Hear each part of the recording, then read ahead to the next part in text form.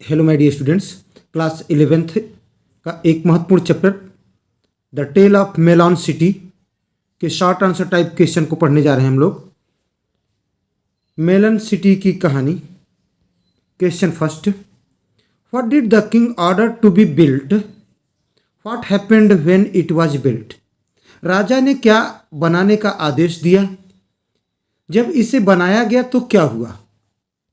The king ordered to build an arch across the major thoroughfare of the city as a symbol of triumph, a kind of victory monument. राजा ने विजय के प्रतीक के रूप में शहर के मुख्य मार्ग पर एक मेहराब बनाने का आदेश दिया, एक प्रकार का विजय स्मारक। द वर्कमैन बिल्ट इट, कारीगरों ने इसे बनाया।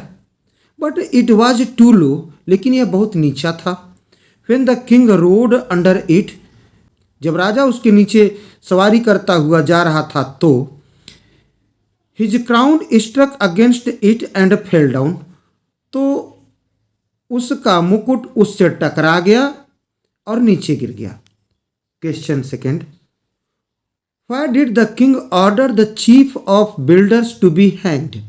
राजा ने बिल्डरों के मुखिया को फांसी देने का आदेश क्यों दिया?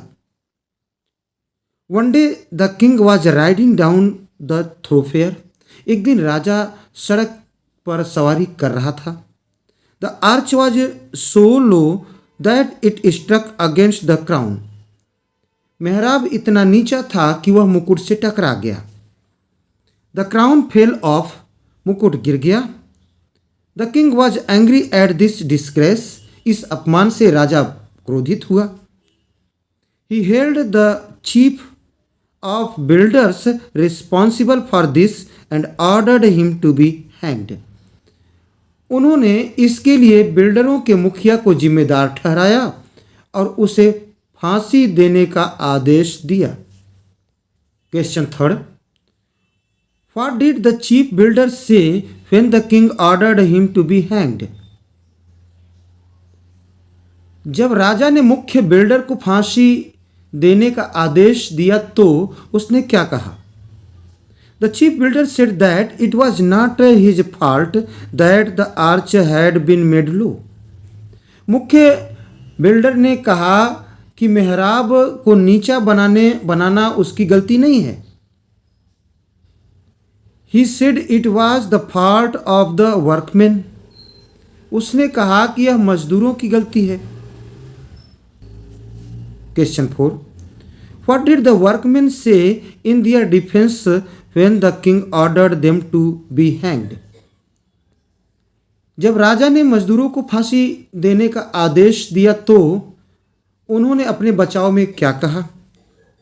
The workmen said that the bricks had been made of the wrong size, मजदूरों का कहना था कि ईंटें गलत साइज की बनाई गई हैं। Thus it was the fault of the masons and it was they who should be hanged, इस प्रकार यह राजमिस्त्रियों की गलती थी और उन्हें ही फांसी देनी चाहिए। How did the masons save themselves from being hanged? राजमिस्त्रियों ने खुद को फांसी की सजा से कैसे बचाया? They put the blame on the architect and thus saved themselves from being hanged, उन्होंने दोष वास्तुकार पर मढ़ दिया और इस प्रकार स्वयं को फांसी से बचा लिया। How did the architect plead his case before the king? वास्तुकार ने राजा के समक्ष अपना पक्ष किस प्रकार प्रस्तुत किया? The architect said that the king himself had made some changes in the planning of the arch, वास्तुकार ने कहा कि राजा ने स्वयं मेहराब की योजना में कुछ बदलाव किए थे। Thus it was not his fault that the arch was लो, इस प्रकार यह गलती उसकी नहीं थी कि आर्च नीचा था। What was the king's reaction when the architect blamed him for the incident? जब वास्तुकार ने इस घटना के लिए राजा को दोषी ठहराया तो राजा की क्या प्रतिक्रिया थी? When the architect blamed the king for the incident, he was confused. जब वास्तुकार ने इस घटना के लिए राजा को दोषी ठहराया तो वह भ्रमित हो गया and nearly lost control over himself, और लगभग खुद पर नियंत्रण खो बैठा। However, being a just and Placid king, फिर भी एक न्यायप्रिय और शांत प्रिय राजा होने के नाते he said that it was an intricate matter, उसने कहा कि यह मामला जटिल है and he need someone's advice, और उसे किसी की सलाह की आवश्यकता है। He ordered to bring to him the wisest man in the country, उसने देश के सबसे बुद्धिमान व्यक्ति को अपने पास लाने का आदेश दिया। Question 8, what suggestions did the wise man give to the king? बुद्धिमान व्यक्ति ने राजा को क्या सुझाव दिया? At the king's command the wisest man was found and brought to the royal court.